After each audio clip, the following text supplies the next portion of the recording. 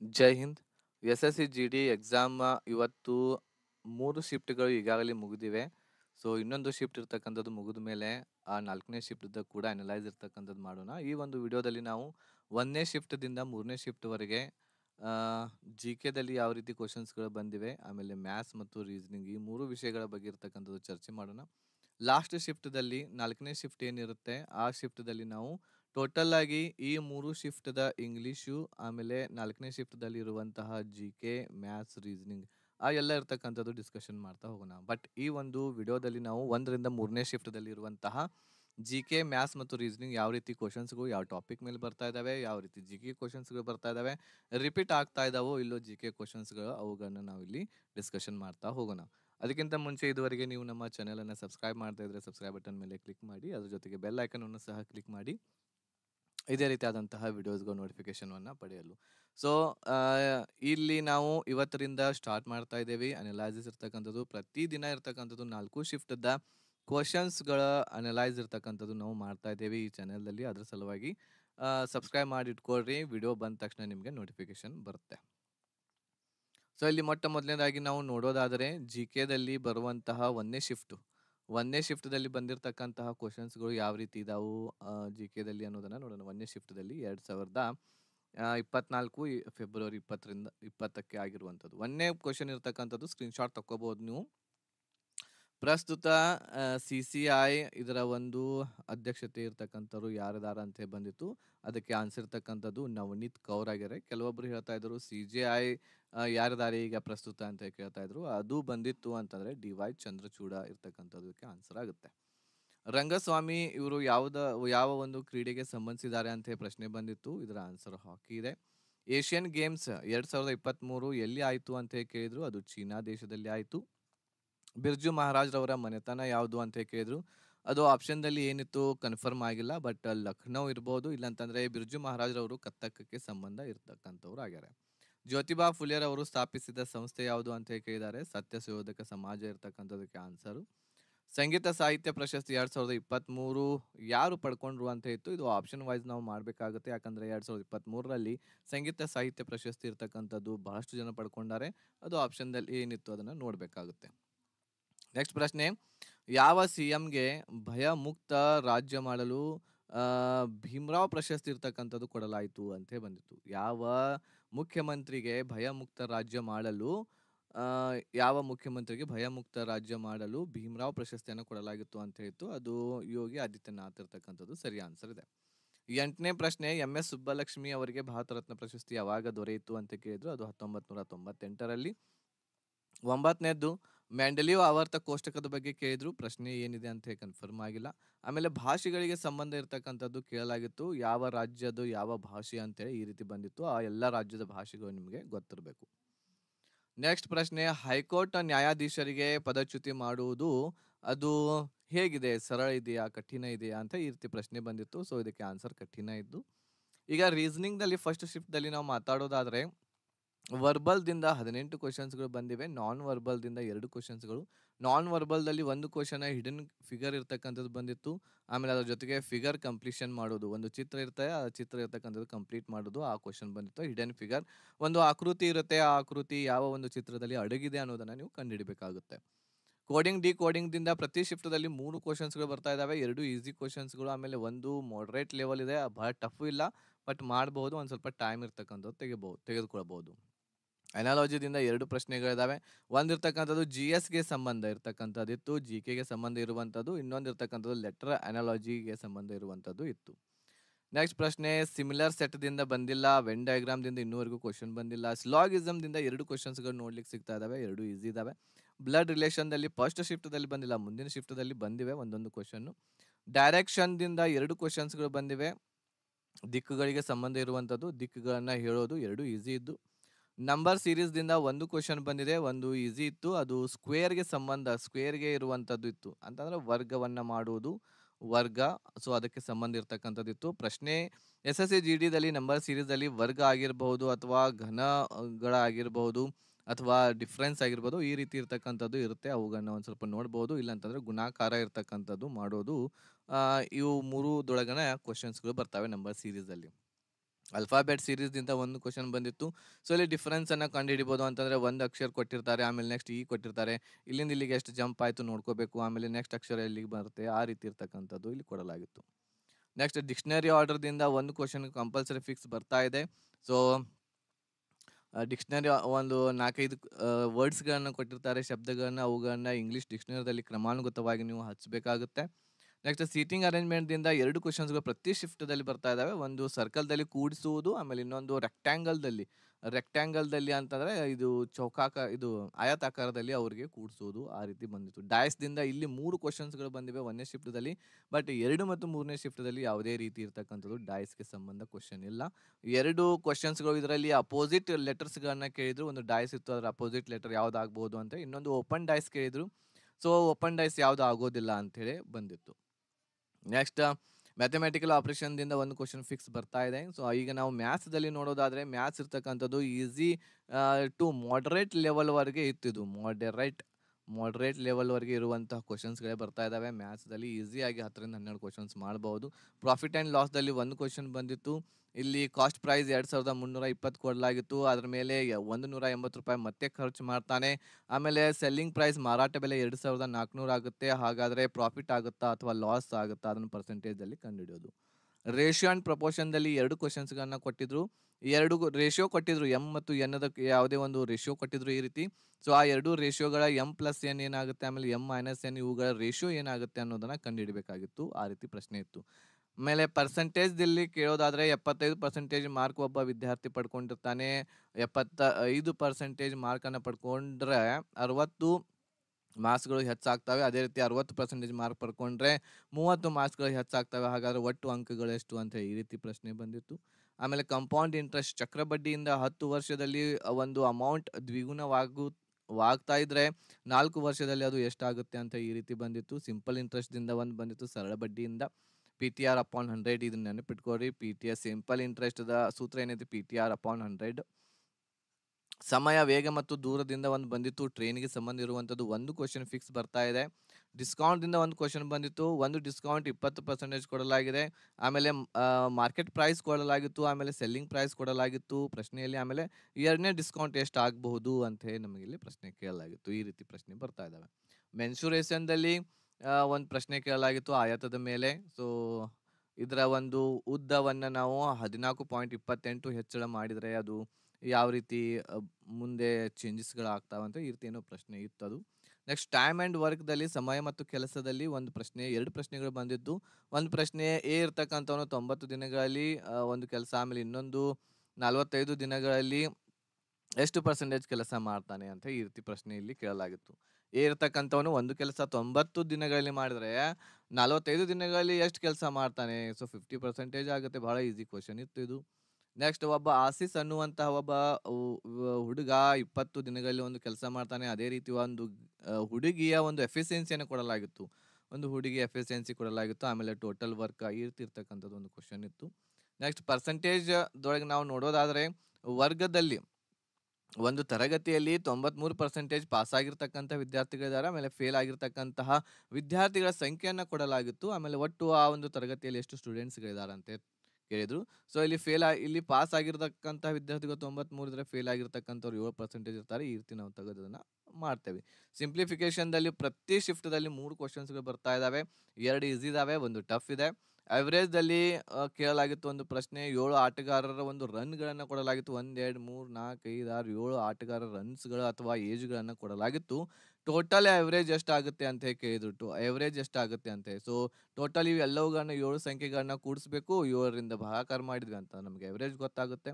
LCM, ಎಚ್‌ಸಿಎಫ್‌ದಿಂದ first ಶಿಫ್ಟ್‌ದಲ್ಲಿ alligation, ಮಿಕ್ಸ್ಚರ್‌ದಿಂದ, ಬೋಟ್ ಆ್ಯಂಡ್ ಸ್ಟ್ರೀಮ್ ಮತ್ತು ಪೈಪ್ ಆ್ಯಂಡ್ ಸಿಸ್ಟಮ್‌ದಿಂದ ಯಾವುದೇ ಕ್ವೆಷನ್ಸು ಬಂದಿಲ್ಲ. ಮುಂದಿನ ಶಿಫ್ಟ್‌ದಲ್ಲಿ ಬಂದಾವೆ ಒಂದೊಂದು ಕ್ವೆಷನ್.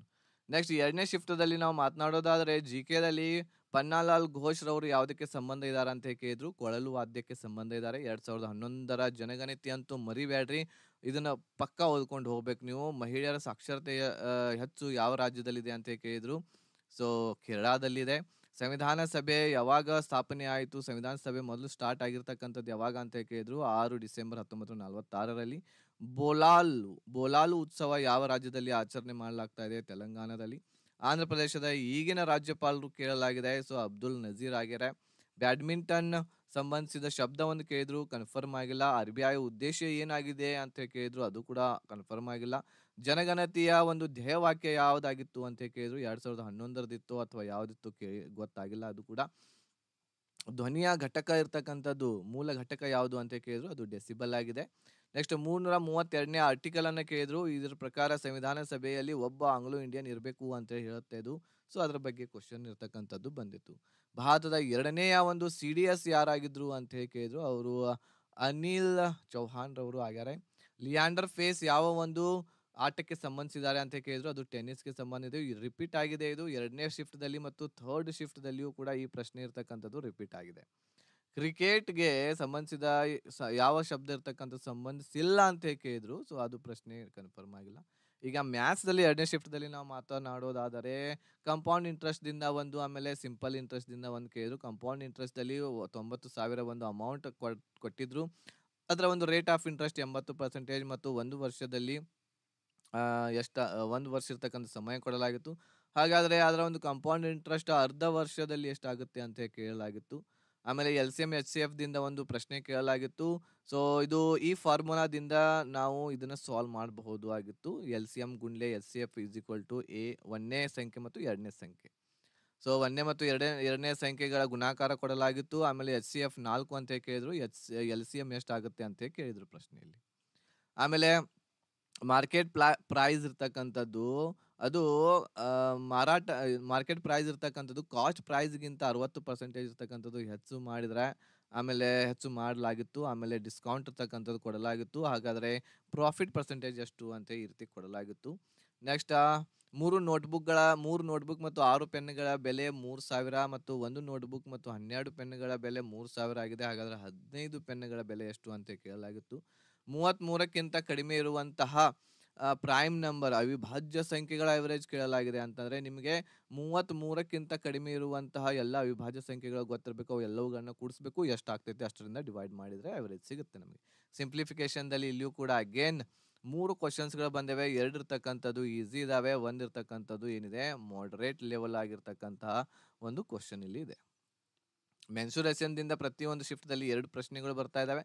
ಟೈಮ್ ಅಂಡ್ ವರ್ಕ್ ದಲ್ಲಿ 2 ಪ್ರಶ್ನೆಗಳು ಬಂದಿವೆ. ಒಂದು ಒಬ್ಬ ವ್ಯಕ್ತಿ ಇರ್ತಕ್ಕಂಥವ್ನು 16 ದಿನಗಳಲ್ಲಿ ಒಂದು ಕೆಲಸ, ಮತ್ತು ಒಬ್ಬ ವ್ಯಕ್ತಿ ಮತ್ತು ಒಬ್ಬ ಪುರುಷ ಮತ್ತು ಮಹಿಳೆ ಇರ್ತಕ್ಕಂಥವ್ರು 128 ಡಿವೈಡೆಡ್ ಬೈ 7 ಡೇಸ್ ದಲ್ಲಿ ಕೆಲಸ ಮಾಡ್ತಾರೆ. ಹಾಗಾದ್ರೆ ಒಂದು ಫಿಮೇಲ್ ಒಬ್ಬ ಮಹಿಳೆ ಇರ್ತಕ್ಕಂಥದ್ದು ಆ ಕೆಲಸವನ್ನು ಎಷ್ಟು ದಿನಗಳಲ್ಲಿ ಮಾಡ್ತಾಳೆ ಅಂತ ಕೇಳಿದ್ರು. ಅದೇ ರೀತಿ 72 ಪುರುಷರು 720 ಟೇಬಲ್ಗಳನ್ನ 24 ದಿನಗಳಲ್ಲಿ ಮಾಡ್ತಾರೆ. ಅದೇ ರೀತಿ 12 ಪುರುಷರು 660 ಟೇಬಲ್ಗಳನ್ನ ಎಷ್ಟು ದಿನಗಳಲ್ಲಿ ಮಾಡ್ತಾರೆ ಅಂತ ಕೇಳಿದ್ರು. ಇದಕ್ಕೆ ಫಾರ್ಮುಲಾ MDH ಫಾರ್ಮುಲಾ ಇರ್ತಕ್ಕಂಥದ್ದು ನಾನು ನಿಮಗೆ ಹೇಳಿನಿ, ಆ ಫಾರ್ಮುಲಾದಿಂದ ಮಾಡ್ಬೋದು. ಟ್ರೈನ್ ಮೇಲೆ ಒಂದು ಪ್ರಶ್ನೆ ಇರ್ತಕ್ಕಂಥದ್ದು ಬಂದಿತ್ತು. ರೀಸನಿಂಗ್ ದಲ್ಲಿ 2ನೇ ಶಿಫ್ಟ್ ದಲ್ಲಿ ಒಂದು ಸ್ವಲ್ಪ ಚೇಂಜ್ ಆಯ್ತು. 1ನೇ ಶಿಫ್ಟ್ ದಲ್ಲಿ ನಾನ್ ವರ್ಬಲ್ ಬರೀ 2 ಕ್ವಶನ್ಸ್ಗಳಿದ್ದು, ಆಮೇಲೆ ವರ್ಬಲ್ 18 ಇದ್ದು. ಬಟ್ ಇಲ್ಲಿ ನಾನ್ ವರ್ಬಲ್ ಇರ್ತಕ್ಕಂಥದ್ದು 4, ಆಮೇಲೆ ವರ್ಬಲ್ 16 ಕ್ವಶನ್ಸ್ಗಳು ಬಂದಿವೆ. ನಾನ್ ವರ್ಬಲ್ ನೋಡಿ ಕಂಪಲ್ಸರಿ 4 ಕ್ವಶನ್ಸ್ಗಳು ಬಂದೇ ಬರ್ತಾವೆ. ಸೊ ಯಾವ್ಯಾವುದು ಫಿಗರ್ ಕ್ಲಾಸಿಫಿಕೇಶನ್ ಇರ್ತಕ್ಕಂಥದ್ದು ಒಂದು ಬಂದಿತ್ತು. ಆಕೃತಿಗಳನ್ನ ಯಾವ್ದು ಆಕೃತಿ ಇರ್ತಕ್ಕಂಥದ್ದು ಭಿನ್ನವಾಗಿದೆ ಅಂತ ಕಂಡುಹಿಡಿಯೋದು. ಆಮೇಲೆ ಆಕೃತಿಗಳ ಒಂದು ಸೀರೀಸ್ ಕೇಳಲಾಗಿತ್ತು. ಆಕೃತಿಗಳ ನೆಕ್ಸ್ಟ್ ಸೀರೀಸ್ ಯಾವ್ದು ಬರ್ತೈತಿ, 4 ಸೀರೀಸ್ಗಳನ್ನ ಆಕೃತಿ ಕೊಟ್ಟಿರ್ತಾರೆ. ಸೊ 5ನೇ ಒಂದು ಆಕೃತಿ ಯಾವ್ದು ಬರ್ತೈತೆ ಅಂತ ಕಂಡುಹಿಡಿಬೇಕು. ಆಮೇಲೆ ಫಿಗರ್ ಕಂಪ್ಲೀಷನ್ ಆಕೃತಿಯನ್ನ ಪೂರ್ಣಗೊಳಿಸುವುದು. ಆಮೇಲೆ ಆಕೃತಿ ಯಾವ ಒಂದು ಚಿತ್ರದಲ್ಲಿ ಅಡಗಿದೆ ಅನ್ನೋದನ್ನ ಕಂಡುಹಿಡಿಯೋದು. ಇವು 4 ನಾನ್ ವರ್ಬಲ್ ಕ್ವಶನ್ಸ್ಗಳು ಇದರಲ್ಲಿ ನಮಗೆ ನೋಡ್ಲಿಕ್ಕೆ ಸಿಕ್ಕಿವೆ. ಅದು ವರ್ಬಲ್ ಅನ್ನ ನೋಡೋದಾದ್ರೆ ಕೋಡಿಂಗ್ ಡಿಕೋಡಿಂಗ್ ದಿಂದ 4 ಕ್ವಶನ್ಸ್ಗಳು ಇಲ್ಲಿ ಬಂದಿವೆ. 2 ಇರ್ತಕ್ಕಂಥದ್ದು ಇದರಲ್ಲಿ ಈಸಿ ಇದ್ದು, ಆಮೇಲೆ 2 ಇರ್ತಕ್ಕಂಥದ್ದು ಮಾಡರೇಟ್ ಲೆವೆಲ್ ಇದ್ದು, ಒಂದು ಸ್ವಲ್ಪ ಟೈಮ್ ಇರ್ತಕ್ಕಂಥದ್ದು ಹೆಚ್ಚು ತೆಗೆದುಕೊಳ್ಳುವಂಥ ಕ್ವಶನ್ಸ್ಗಳಿದ್ದು. ಅನಾಲಜಿದಿಂದ 1 ಕ್ವಶನ್ ಇದೆ. ಸಿಲಾಗಿಸಮ್ ದಿಂದ 1, ನಂಬರ್ ಸೀರೀಸ್ ದಿಂದ 1 ಇತ್ತು. ಡಿಫರೆನ್ಸ್ ಅನ್ನ ತೆಗೆಯೋದ್ರ ಮೂಲಕ ನಾವು ನಂಬರ್ ಸೀರೀಸ್ ಅನ್ನ ಕಂಡುಹಿಡಿಯಬಹುದಾಗಿತ್ತು. ಅಲ್ಫಾಬೆಟ್ ಸೀರೀಸ್ ದಿಂದ 2 ಕ್ವಶನ್ಸ್ಗಳು ಇಲ್ಲಿ ನಮಗೆ ನೋಡ್ಲಿಕ್ಕೆ ಸಿಗ್ತಾ ಇದಾವೆ. ಡಿಕ್ಷನರಿ ಆರ್ಡರ್ ದಿಂದ 1 ಕ್ವಶನ್ ಕಂಪಲ್ಸರಿ ಬರ್ತಾ ಇದೆ. ಸೀಟಿಂಗ್ ಅರೇಂಜ್ಮೆಂಟ್ ದಿಂದ 2 ಕ್ವಶನ್ಸ್, ಒಂದು ಸರ್ಕಲ್ ದಲ್ಲಿ ಕೂಡಿಸುವುದು ವ್ಯಕ್ತಿಗಳನ್ನ, ಇನ್ನೊಂದು ಇರ್ತಕ್ಕಂಥದ್ದು ಸ್ಕ್ವೇರ್ ದಲ್ಲಿ ಚೌಕಾಕಾರದಲ್ಲಿ ಕೂಡಿಸುವುದು. ಸೊ ಈ ರೀತಿ ಇರ್ತಕ್ಕಂಥದ್ದು ನಮಗೆ ಕ್ವಶನ್ ನೋಡ್ಲಿಕ್ಕೆ ಸಿಗ್ತಾ ಇದೆ. ಡೈಸ್ ದಿಂದ ಇಲ್ಲಿ ನೋಡ್ರಿ 1 ಕ್ವಶನ್ ಇರ್ತಕ್ಕಂಥದ್ದು ಇಲ್ಲಿ ಬಂದಿದೆ. ಆಮೇಲೆ ಬ್ಲಡ್ ರಿಲೇಷನ್ ದಿಂದ 1 ಕ್ವಶನ್ ಇಲ್ಲಿ ಬಂದಿದೆ. ಆಮೇಲೆ ಮ್ಯಾಥಮೆಟಿಕಲ್ ಆಪರೇಷನ್ ದಿಂದ 1 ಕ್ವಶನ್ ಅನ್ನ ನೋಡ್ಲಿಕ್ಕೆ ನಮಗೆ ಇಲ್ಲಿ ಸಿಗ್ತಾ ಇದೆ ರೀಸನಿಂಗ್ ದಲ್ಲಿ. 3ನೇ ಶಿಫ್ಟ್ ದಲ್ಲಿ ನಾವು ಮ್ಯಾಥ್ಸ್ ದಲ್ಲಿ ನೋಡೋದಾದ್ರೆ ಸಿಂಪಲ್ ಇಂಟ್ರೆಸ್ಟ್ ದಿಂದ, ಸರಳ ಬಡ್ಡಿಯಿಂದ ಇಲ್ಲಿ ಒಂದು ಪಿ ಬೆಲೆ ಕೊಡಲಾಗಿತ್ತು 3,000. Rate of interest 10%. 2 ವರ್ಷಕ್ಕೆ ಎಷ್ಟು ಸಿಂಪಲ್ ಇಂಟ್ರೆಸ್ಟ್ ಆಗ್ತೈತಿ ಅಂತ ಕೇಳಿದ್ರು. 2 ಕ್ವಶನ್ಸ್ಗಳು ಈ ರೀತಿ ಇಲ್ಲಿ ನಮಗೆ ನೋಡ್ಲಿಕ್ಕೆ ಸಿಗ್ತಾ ಇದಾವೆ. ರೇಷಿಯೋ ಅಂಡ್ ಪ್ರಪೋರ್ಷನ್ ದಿಂದ ಒಂದು ರೇಷಿಯೋ ಕೊಡಲಾಗಿತ್ತು. ಹಾಫ್ 3 ಆಮೇಲೆ 2/3 ಇರ್ತಕ್ಕಂಥದ್ದು ಒಂದು ರೇಷಿಯೋ ಕೊಡಲಾಗಿತ್ತು. ಆಮೇಲೆ ಅವುಗಳ ಮೊತ್ತ 3,000 ಕೊಟ್ಟಿದ್ರು. ಆಮೇಲೆ ಸಿ ಯ ಒಂದು ಪಾಲು ಎಷ್ಟಾಗುತ್ತೆ ಅಂತ ಇಲ್ಲಿ ಕೊಡಲಾಗಿತ್ತು. ನೆಕ್ಸ್ಟ್ ರೇಷಿಯೋ ಅಂಡ್ ಪ್ರಪೋರ್ಷನ್ ದಿಂದ ಇನ್ನೊಂದು ಕೇಳಲಾಗಿತ್ತು. ಇಲ್ಲಿ ಪಿ ಕ್ಯೂ ಆರ್ ದ ಒಂದು ರೇಷಿಯೋ ಕೊಡಲಾಗಿತ್ತು 9 ಅನುಪಾತ 10 ಅನುಪಾತ 11 ಅಂತೇಳಿ.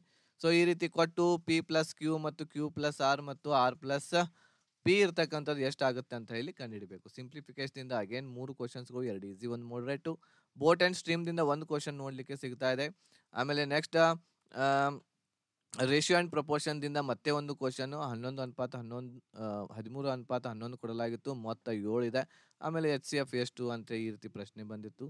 ಆಮೇಲೆ ಎಮ್ ಆರ್ ಪಿ 5,000 ಇದೆ. ಡಿಸ್ಕೌಂಟ್ 10%, ಡಿಸ್ಕೌಂಟ್ 2 ಎಷ್ಟಾಗುತ್ತೆ ಅಂತ ಕೇಳಿದ್ರು. ಎರಡನೇ ಡಿಸ್ಕೌಂಟು ಮಾರಾಟ ಬೆಲೆ 3,150 ಇರ್ತಕ್ಕಂಥದ್ದು ಕೊಡಲಾಗಿತ್ತು. ಸೊ ಇಲ್ಲಿ ಡಿಸ್ಕೌಂಟ್ ಇದೇ ರೀತಿ ಸೇಮ್ ಪ್ಯಾಟರ್ನ್ ದಿಂದ ಫಸ್ಟ್ ಶಿಫ್ಟ್ ದಲ್ಲಿ ಮತ್ತು 2 ಮತ್ತು 3ನೇ ಶಿಫ್ಟ್ ದಲ್ಲಿ ಇದೇ ರೀತಿ ಬರ್ತಾ ಇದೆ. ಆಮೇಲೆ ವೃತ್ತಕ್ಕೆ ಸಂಬಂಧ ಇರುವಂತ ಒಂದು ಕ್ವಶನ್ ಮೆನ್ಸುರೇಷನ್ ದಲ್ಲಿ. ನೆಕ್ಸ್ಟ್ ಇನ್ನೊಂದು ರೇಷಿಯೋದೊಳಗೆ ಬಂದಿತ್ತು ನಮಗೆ 25 ಮತ್ತು 12 ರೇಷಿಯೋವನ್ನ ಒಂದು ಕೊಡಲಾಗಿತ್ತು. 2 ವಸ್ತುಗಳಿದ್ದು ಅವುಗಳ ತೂಕ ಟೋಟಲ್ 370 ಇದೆ. ಹಾಗಾದ್ರೆ ಎ ಯ ವಸ್ತುವಿನ ತೂಕ ಎಷ್ಟು ಅಂತ ಹೇಳಿ ಕೇಳಲಾಗಿತ್ತು. ಇನ್ನೊಂದು ಪ್ರಶ್ನೆ, ಬಾಡಿಗೆ 40% ಹೆಚ್ಚು ಮಾಡಿದ್ರೆ ಈ ರೀತಿ ಇರ್ತಕ್ಕಂಥದ್ದು ಒಂದು ಕ್ವಶನ್ ನಮಗೆ ನೋಡ್ಲಿಕ್ಕೆ ಸಿಕ್ತು ಪರ್ಸೆಂಟೇಜ್ ದಲ್ಲಿ. ಟೈಮ್ ಅಂಡ್ ವರ್ಕ್ ದಲ್ಲಿ ಎಫಿಷಿಯನ್ಸಿ ಕೊಡಲಾಗಿತ್ತು, ಅದ್ರ ಮೇಲೆ ಪ್ರಶ್ನೆ ಕೇಳಲಾಗಿತ್ತು. ರೀಸನಿಂಗ್ ದಲ್ಲಿ 3ನೇ ಶಿಫ್ಟ್ ದಲ್ಲಿ 4, ನಾನ್ ವರ್ಬಲ್ ದಲ್ಲಿ 16, ವರ್ಬಲ್ ದಲ್ಲಿ ಬಂದಿವೆ. ನಾನ್ ವರ್ಬಲ್ ದಲ್ಲಿ ಯಾವ್ಯಾವ ಬಂದಿವೆ? ಫಿಗರ್ ಸೀರೀಸ್ ದಲ್ಲಿ ಒಂದು ಕ್ವಶನ್, ಹಿಡನ್ ಫಿಗರ್ ದಲ್ಲಿ 2 ಕ್ವಶನ್, ಆಮೇಲೆ ಕಂಪ್ಲೀಷನ್ ಮಾಡೋದು ಫಿಗರ್ ಅನ್ನ ಒಂದು ಕ್ವಶನ್ ಬಂದಿತ್ತು. ಕೋಡಿಂಗ್ ಡಿಕೋಡಿಂಗ್ ದಿಂದ 3 ಕ್ವಶನ್ಸ್ಗಳು ಬರ್ತಾ ಇದಾವೆ. ಒಂದು ಮಾಡರೇಟ್ ಇದೆ, 2 ಈಸಿ ಇರ್ತಕ್ಕಂಥದ್ದು ಇದಾವೆ. ಅನಾಲಜಿ ದಿಂದ ಒಂದು ಕ್ವಶನ್ ಇತ್ತು, ವರ್ಡ್ ಅನಾಲಜಿ ಮೇಲೆ ಇತ್ತು. ಸ್ಲಾಗಿಸಮ್ ದಿಂದ ಒಂದು ಕ್ವಶನ್ ಈಸಿ ಇತ್ತು. ನಂಬರ್ ಸೀರೀಸ್ ದಿಂದ 2 ಕ್ವಶನ್ಸ್ಗಳಿದ್ದು, ಒಂದು ಈಸಿ ಒಂದು ಮಾಡರೇಟ್. ಆಲ್ಫಾಬೆಟ್ ಸೀರೀಸ್ ದಿಂದ ಒಂದು ಕ್ವಶನ್ ಇತ್ತು, ಈಸಿ ಇತ್ತು. ರಿಪೀಟೆಡ್ ಸೀರೀಸ್ ದಿಂದ ಬಂದಿತ್ತು. ರಿಪೀಟೆಡ್ ಸೀರೀಸ್ ಅಂತಂದ್ರೆ ಹೇಗೆ?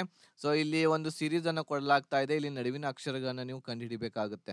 ಸೊ ಇಲ್ಲಿ ಎ ಇದೆ, ಡ್ಯಾಶ್ ಡ್ಯಾಶ್ ಬಿ, ಆಮೇಲೆ ಡಿ, ಯಾವ ಸೀರೀಸ್ ಇರ್ತಕ್ಕಂಥದ್ದು ಇಲ್ಲಿ ರಿಪೀಟ್ ಆಗ್ತಾ ಇದೆ ಅಂತ ಈ ರೀತಿ ಬರ್ತ ನೋಡ್ರಿ ಕ್ವಶನ್. ಆ ರೀತಿ ಪ್ರಶ್ನೆ ಒಂದು ಬಂದಿತ್ತು. ನೆಕ್ಸ್ಟ್ ಡಿಕ್ಷನರಿ ಆರ್ಡರ್ ದಿಂದ ಅಂತೂ ಒಂದು ಕ್ವಶನ್ ಬಂದಿತ್ತು. ಇದರಲ್ಲಿ ಪ್ರಶ್ನೆ ಏನ್ ಕೇಳಿದ್ರು ಅಂತಂದ್ರೆ 4ನೇ ಸ್ಥಾನದಲ್ಲಿ ಯಾವ ಶಬ್ದ ಬರುತ್ತೆ ಅಂತ ಈ ರೀತಿ ಏನೋ ಪ್ರಶ್ನೆ ಇತ್ತು.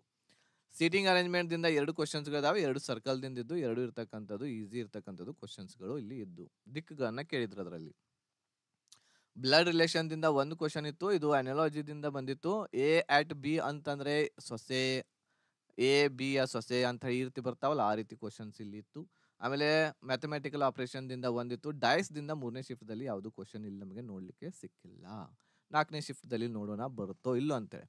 GK/GS ದಲ್ಲಿ ನೋಡೋದಾದ್ರೆ ನಮ್ಮ ಭಾರತ ದೇಶ ಜಲ ಸೀಮೆಯನ್ನ ಎಷ್ಟು ದೇಶಗಳೊಂದಿಗೆ ಹೊಂದಿದೆ ಅಂತ ಕೇಳಿದ್ರು, 2 ದೇಶ. ಅದೇ ರೀತಿ ಭೂಮಿದು ಕೇಳಿದ್ರ ಅಂತಂದ್ರೆ ಭೂ ಸೀಮೆಯನ್ನ ಎಷ್ಟು ದೇಶಗಳೊಂದಿಗೆ ಹೊಂದಿದೆ ಅಂತ ನೆಕ್ಸ್ಟ್ ಬಂತು ಅಂತಂದ್ರೆ ಅದು 7 ದೇಶಗಳೊಂದಿಗೆ ಹೊಂದಿದೆ.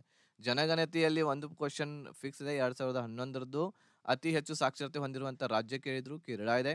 ಸಂಗೀತ ವಾದ್ಯ ಬುಂದು ಖಾನ್ ಯಾವ ಸಂಗೀತ ವಾದ್ಯಕ್ಕೆ ಸಂಬಂಧಿಸಿದ್ದಾರೆ ಅಂತ ಕೇಳಿದ್ರು, ಸಾರಂಗಿಗೆ ಸಂಬಂಧ ಇದ್ದಾರೆ. IIT ಸ್ಥಾಪನೆ ಯಾವ ಪಂಚವಾರ್ಷಿಕ ಯೋಜನೆಯಲ್ಲಿ ಆಯಿತು ಅಂತ ಕೇಳಿದ್ರು, ಅದು ಮೊದಲನೇ ಪಂಚವಾರ್ಷಿಕ ಯೋಜನೆ ಅಂತ್ಯದಲ್ಲಿ ಆಗಿತ್ತು. ಗಾಂಧಿ ಇರ್ವಿನ್ ಒಪ್ಪಂದ ಯಾವಾಗ ಆಗಿತ್ತು ಅಂತ ಕೇಳಿದ್ರು, 5ನೇ ಮಾರ್ಚ್ 1931ರಲ್ಲಿ. ಮೈಸೂರು ದಸರಾ ಯಾವ ರಾಜ್ಯದಲ್ಲಿ ಆಚರಣೆ ಮಾಡ್ತಾರೆ? ಕರ್ನಾಟಕದಲ್ಲಿ ಮಾಡ್ತಾರೆ. ಒಂದು ಉತ್ಸವ ಬಗ್ಗೆ ಬಂದಿತ್ತು, ಅದು ಕನ್ಫರ್ಮ್ ಆಗಿಲ್ಲ. ನೆಕ್ಸ್ಟ್ ಇರ್ತಕ್ಕಂಥದ್ದು ಕ್ರೀಡೆ, ರಾಷ್ಟ್ರೀಯ ಕ್ರೀಡೆ ಇರ್ತಕ್ಕಂಥದ್ದು 2023ರ ರಾಷ್ಟ್ರೀಯ ಕ್ರೀಡೆಯ ಒಂದು ಆತಿಥ್ಯ ಯಾರು ವಹಿಸಿದ್ರು ಅಂತ ಕೇಳಿದ್ರು, ಅದು ಗೋವಾ ವಹಿಸಿತ್ತು. ಇದು 37ನೇ ಆವೃತ್ತಿ ಆಗಿತ್ತು. ಇದು 37ನೇ ಆವೃತ್ತಿ ಆಗಿತ್ತು. ಈಗ ನೆಕ್ಸ್ಟ್ 38ನೇ ಆವೃತ್ತಿ ಇರ್ತಕ್ಕಂಥದ್ದು ಎಲ್ಲಿ ಜರುಗುತ್ತೆ ಅಂತ ಕೇಳಿದ್ರೆ ಅದು ಉತ್ತರಾಖಂಡದಲ್ಲಿ ಜರುಗುತ್ತೆ. ಅದು ನೆನಪಿಟ್ಕೊಡ್ರಿ. ಲಿಯಾಂಡರ್ ಪೇಜ್ ಇದು ಮತ್ತೆ ರಿಪೀಟ್ ಆಗಿದೆ. ಇಲ್ಲಿ ಟೆನ್ನಿಸ್ ಇರ್ತಕ್ಕಂಥದ್ದು ಇವ್ರಿಗೆ ಸಂಬಂಧ ಇದೆ. ಆಮೇಲೆ ಗೌತಮ್ ಬುದ್ಧ ಸಂಬಂಧ ಯಾವ ಒಂದು ಗಣರಾಜ್ಯಕ್ಕೆ ಆಗಿತ್ತು ಅಂತ ಕೇಳಿದ್ರು, ಅವರು ಶಾಕ್ಯ ಗಣರಾಜ್ಯಕ್ಕೆ ಸಂಬಂಧ ಆಗಿದ್ರು ಗೌತಮ್ ಬುದ್ಧದ ಬಗ್ಗೆ ಆಗಿರ್ಬೋದು. ಆಮೇಲೆ ಮಹಾವೀರರ ಬಗ್ಗೆ, ಮಹಾವೀರ ಅಂತಂದ್ರೆ ಜೈನ ಧರ್ಮ ಮತ್ತು ಬೌದ್ಧ ಧರ್ಮದ ಬಗ್ಗೆ ಒಂದ್ ಸ್ವಲ್ಪ ಓದ್ಕೊಡ್ರಿ, ಅದ್ರ ಮೇಲೆ ಒಂದು ಕ್ವಶನ್ ಪಕ್ಕ ಬಂದೇ ಬರುತ್ತೆ. ಸೊ ಇವು 3 ಶಿಫ್ಟ್ ದಲ್ಲಿ ಇರತಕ್ಕಂತಹ ಕ್ವಶನ್ಸ್ ಗಳಾದು ಅನಲೈಸ್ ಅನ್ನ ಮಾಡಿದ್ವಿ. ಸೊ ಕ್ರಾಂತಿವೀರ ಬ್ಯಾಚ್ ಇರ್ತಕ್ಕಂಥದ್ದು ನಮ್ಮಲ್ಲಿ ಅವೈಲೇಬಲ್ ಇದೆ ನಿಮಗೆ ಮುಂದೆ ತಯಾರನ್ನ ನಡೆಸುವಂತ ಅಭ್ಯರ್ಥಿಗಳಿಗಾಗಿ. ಈ ಒಂದು ಬ್ಯಾಚ್‌ಗೆ ಸೇರ್ಕೋಬೇಕು ಅಂತ ಅನ್ಕೊಂಡಿದ್ರೆ, ಈ ವಿಡಿಯೋ ಡಿಸ್ಕ್ರಿಪ್ಷನ್ ಬಾಕ್ಸ್‌ದಲ್ಲಿ ನಮ್ಮ ಆ್ಯಪ್‌ದ ಲಿಂಕ್ ಇದೆ ಹಿಟ್ ವಿತ್ ಮಾಸ್ ಅಂತೇಳಿ. ಆ ಆ್ಯಪನ್ನ ಡೌನ್ಲೋಡ್ ಮಾಡ್ಕೊಂಡು, ಇನ್‌ಸ್ಟಾಲ್ ಮಾಡ್ಕೊಂಡು ನೀವು ಈ ಒಂದು ಬ್ಯಾಚ್‌ಗೆ ಸೇರ್ಕೋಬಹುದು. ಇದರಲ್ಲಿ GK, GS, English, maths, reasoning, GK live classes, mock test ಎಲ್ಲವೂ ಕೂಡ ನಿಮಗೆ ಇದರಲ್ಲಿ ಅವೈಲಬಲ್ ಆಗ್ತವೆ. ಸೊ, ನೀವು ಇದಕ್ಕೆ ಒಳ್ಳೆ ರೀತಿಯಿಂದ ತಯಾರಿಯನ್ನ ನಡೆಸಬಹುದು. ಸೊ, ಈ ವಿಡಿಯೋ ನಿಮಗೆ ಇಷ್ಟ ಆಗಿತ್ತು ಅಂತಂದ್ರೆ ಲೈಕ್ ಮಾಡಿ, ಶೇರ್ ಮಾಡಿ, ನಿಮ್ಮೆಲ್ಲ ಫ್ರೆಂಡ್ಸ್‌ಗಳಿಗೆ ಕೂಡ ತಿಳಿಸಿ. ಇವತ್ತು ಯಾರ್ದು ಎಕ್ಸಾಮ್ ಆಗಿದೆ ಅವ್ರಿಗೆ ಕಳಿಸ್ರಿ, ಶೇರ್ ಮಾಡ್ರಿ ಇದನ್ನ. ಅದ್ರ ಜೊತೆಗೆ ಇವತ್ತು ರಾತ್ರಿ ಇರ್ತಕ್ಕಂಥದ್ದು 4th ಶಿಫ್ಟ್‌ದು ಇರ್ತಕ್ಕಂಥದ್ದು ಕ್ವೆಶ್ಚನ್ ಇರ್ತಕ್ಕಂಥದ್ದು ನಿಮ್ ಜೊತೆಗೆ ತರ್ತಾ ಇದ್ದೀನಿ. ಇಂಗ್ಲಿಷ್ ಪ್ಲಸ್ 4th ಶಿಫ್ಟ್‌ದ 4th ಶಿಫ್ಟ್‌ದ ಜಿಕೆ, ಮ್ಯಾಥ್ಸ್, ರೀಸನಿಂಗ್, ಇಂಗ್ಲೀಷು, ಆಮೇಲೆ 1 ರಿಂದ 3ನೇ ಶಿಫ್ಟ್‌ದೊಳಗಿರುವಂತಹ ಇಂಗ್ಲೀಷ್ ಎಲ್ಲ ಇರ್ತಕ್ಕಂಥದ್ದು ಕ್ವೆಶ್ಚನ್ಸು ನೆಕ್ಸ್ಟ್ ಇವತ್ತು ರಾತ್ರಿ ಇರ್ತಕ್ಕಂಥದ್ದು ಅಪ್ಲೋಡ್ ಮಾಡುತ್ತೇನೆ. ಸೊ, ಆಹ್, ನಮ್ಮ ಚಾನೆಲನ್ನು ಸಬ್ಸ್ಕ್ರೈಬ್ ಮಾಡಿ ಇಟ್ಕೊಳ್ರಿ. ವಿಡಿಯೋ ಅಪ್ಲೋಡ್ ಆದ ತಕ್ಷಣ ನಿಮಗೆ ನೋಟಿಫಿಕೇಶನ್ ಬರುತ್ತೆ ನಿಮ್ಮ ಮೊಬೈಲ್‌ಗೆ. ಸೊ, ಇಷ್ಟು ಹೇಳಿ ಈ ವಿಡಿಯೋನ ಇಲ್ಲಿಗೆ ಮುಗಿಸ್ತಾ ಇದ್ದೇನೆ. ಧನ್ಯವಾದಗಳು. ಜೈ ಹಿಂದ್.